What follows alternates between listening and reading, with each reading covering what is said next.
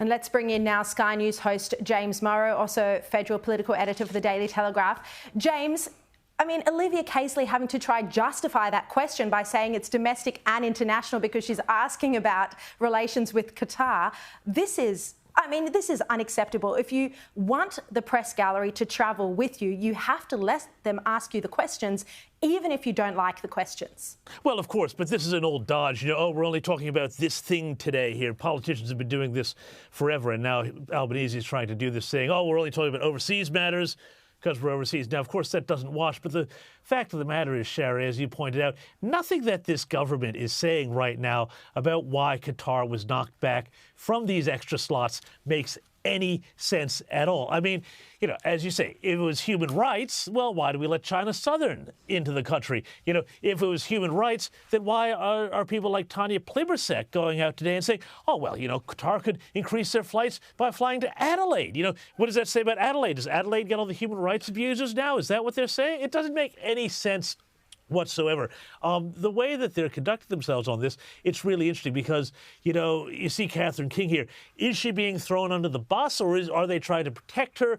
Where is this all going to go? But I think that really, ultimately, this does wind up leading to, you know, having Anthony Albanese involved with this one way or the other, because, of course, he is the one who has the close relationship with Alan Joyce. You know, he is the one who has been out there mating with this guy for years and years and years. You know, and of course, there's also all of the questions around the Yes campaign and everything else there.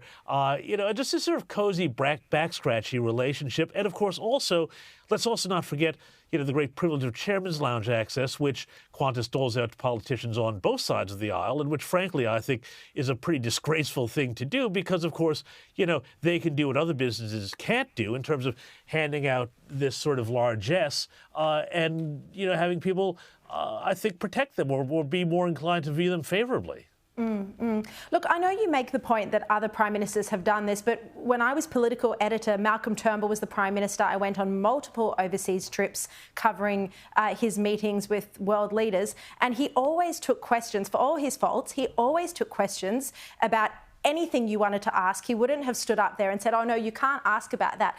I can't imagine any journalist accepting that. And I can't believe the press gallery journalists who have all paid thousands, the media organisations paid tens of thousands of dollars to go on these trips. It's expensive. And this is the leading story on each bulletin tonight. And they're going to cop the Prime Minister refusing to talk about it just because he's not in the Australian time zone. I mean, we're not in the internet. We're in the internet age. We're not in the age, you know, where you can't contact people overseas anymore. It's just absurd.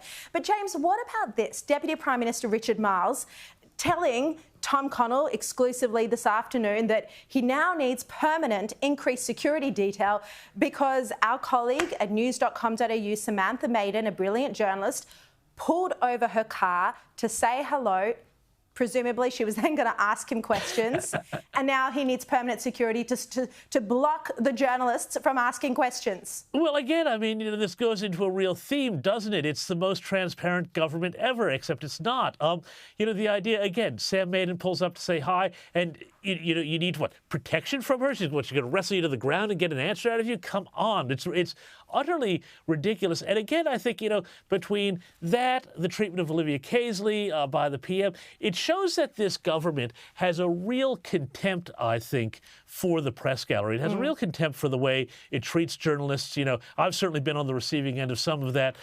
You know, they are very thin-skinned and prickly. All governments are, obviously, to some degree or another, but they are. This one is particularly so when it comes to being criticized. They do not like it. Because they're not used to it. They're not used to it. And by the way, James, if the Defence Minister is terrified of Samantha Maiden, then how's he going to handle the president of China or Russia or any of the other countries that, as Defence Minister, Australia comes up against? Well, I mean, and I would love to see, you know, where the, you know, I'm sure there was no security advice saying that, oh, my gosh, suddenly because somebody came up to you, a journalist said hi at 7 in the morning while you were out having a jog or doing whatever, you know, that there's security advice suddenly that says, oh, this means that you need to a ramp up of your close protection, personal protection detail. I think it's an absolute nonsense. But I think that this government is, starting to come unstuck and get wobbly. And part of the reason why is that they don't deal with the press in a respectful fashion.